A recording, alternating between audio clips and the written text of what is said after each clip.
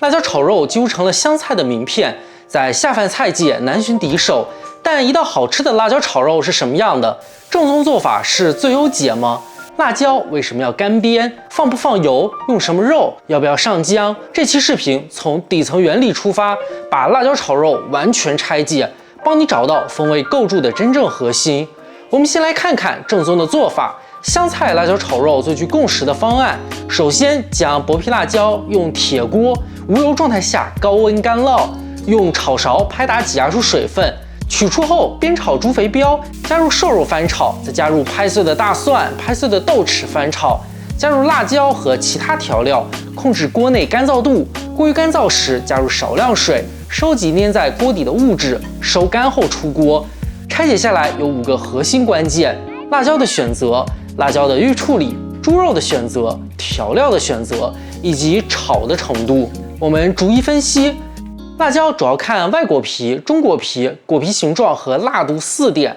外果皮是疏水性的蜡质角质层，会严重影响辣椒吸附酱汁。如果外果皮过厚，不但难以在干烙翻炒中被破坏，还会阻碍中果皮的水分蒸发，甚至会蓬松鼓起。分离的外果皮会带来塑料薄膜一样的糟糕口感。所以辣椒要皮薄，指的就是外果皮薄。中果皮相当于辣椒的果肉，由薄壁细胞构成，内部液泡储存了极高比例的游离水。中果皮如果过厚，不但会大量渗出水分，降低锅温，并且内部的薄壁细胞还会塌陷成一滩软烂的糊糊，口感很差的同时，也难以吸附味道。但太薄也不适合，中果皮毕竟就是辣椒的主要食用部分，所以要不太厚，同时水分较少，内部维管束的密度高，在干烙脱水后仍然保持一定韧性的同时，还能呈现海绵状的结构，更容易吸附酱汁。果皮形状则很好理解，比起光滑的普通青椒，褶皱崎岖形状的显然更容易挂住酱汁，就像螺旋意面能挂上更多肉酱。最后是辣度。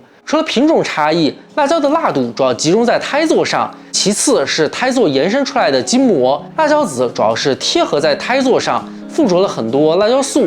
从出餐的角度来说，我始终建议尽可能把胎座和筋膜去除，因为辣椒炒肉的辣椒本质是主菜，让其味道更简单适口。这样即使辣椒比肉的比例提到很高，也不会过辣。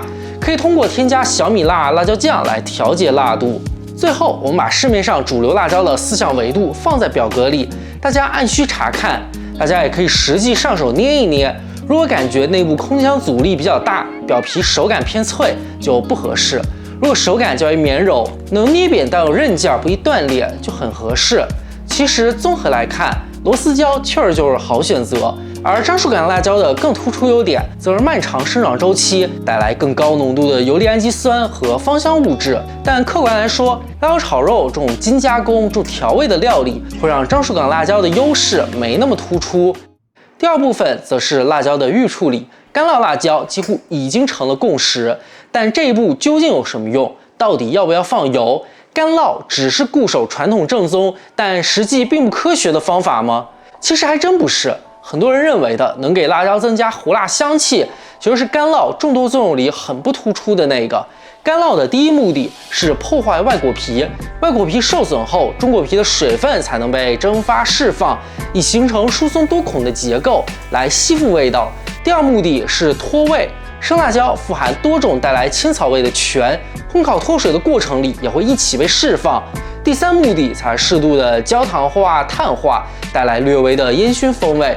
第四目的则是把辣椒炒到半熟，在后续的翻炒成菜里就能一气呵成，快速熟成。知道干烙的目的后，我们才能够完全理解干烙拍打的所有要点。那到底要不要放油？其实是不能放的。干烙实际上是部分烙加部分烤，崎岖的辣椒外果皮在贴合光滑锅底时，辣椒表面的热通量不均匀，触点的水分瞬间气化，形成微小蒸汽压来顶破外果皮角质层。而放油的话，液态油脂对外果皮会均匀的对流传热，并且把热量快速传递到中果皮。中果皮的大量水分气化，就会把整个外果皮顶起来，分离出空隙，形成大面积的均匀的泡状。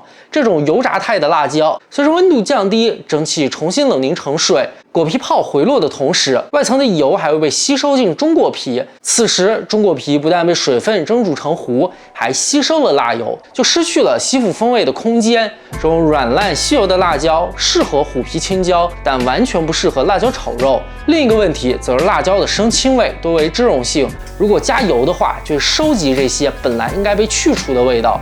所以干烙青椒不要加油。第3部分则是猪肉的选择，这道菜同时需要肥肉和瘦肉，肥肉炒出猪油，然后在后续翻炒里乳化成酱汁，瘦肉在高强度美拉德反应的同时，其中的 ATP 降解出丰富的肌酐酸，极大增强风味。所以最常见的方案是先炒猪膘列出猪油，再炒瘦的腿肉。腿肉可以提前腌制，但一定不能上浆，因为还是那句话，辣椒炒肉的辣椒是主菜。瘦肉需要炒到足够的焦褐感，降解出足够的肌酐酸，增添的风味比上浆带来的嫩更重要。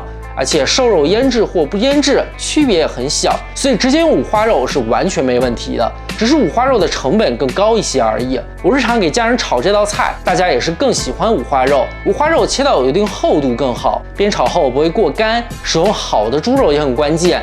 因为猪油是辣椒炒肉的核心要素之一，好的黑猪的风味优势主要就是在脂肪上。第4部分则是调料的选择，我也综合看了很多湘菜厨师的方案，看到了比较基础思路的，也看到了加老干妈的。这里提供的是一个最基础的、最不能够舍弃的底层调味。首先是大蒜，大蒜完整颗粒时的蒜氨酸，煸炒后更多是豆豉酱香气。拍碎后没醋反应的酸辣素，煸炒后则多为辛香气。辣椒炒肉是一道完全刺激风格的菜肴，加上后续也有加入豆豉，所以大蒜要提前整颗压碎备用，充分没醋反应。豆豉也很重要，带来丰富的 L 谷氨酸，能和瘦肉肌酐酸发生协同作用，极大强化鲜味。基础的盐、糖、鸡精、白胡椒4件套。以300克猪肉、300克辣椒为例，需要加入3克盐、2克糖、2克鸡精、1克胡椒。糖除了平衡辣味外，也给了更多美拉德反应的底物。胡椒可以根据口味增加。再准备15毫升的生抽，补充咸味和谷氨酸，并给一点颜色。再准备100毫升的清水备用。最后是炒的方法，热锅少油，简单润锅，放入五花肉，中火煸炒出油，加入大蒜和豆豉，萃取出脂溶性的芳香物质，并提高火力，将锅底材料撇到一边，加入辣椒翻炒。此时监视锅内的干燥度，当过于干燥，锅壁附着的胶合蛋白质有碳化风险时，少量淋水收集这些风味物质，这些物质也会帮助水分和油脂乳化，翻炒乳化酱汁，再加入调料，再沿着锅边淋入生抽，瞬间形成的蒸汽流会将酱油中的美拉德产物裹成气溶胶，均匀附着在菜肴上，再出锅。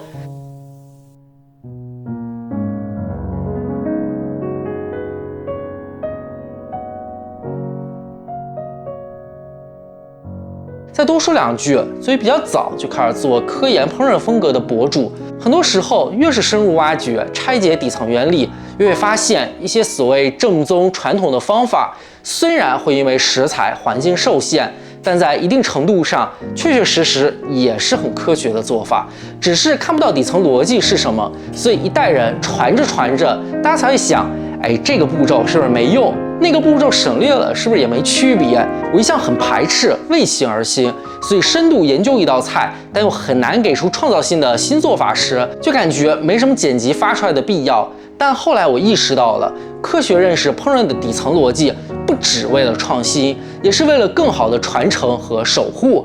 美食会说话，这些关于美食的事情，我们希望你知道。总之，我们下期视频再会。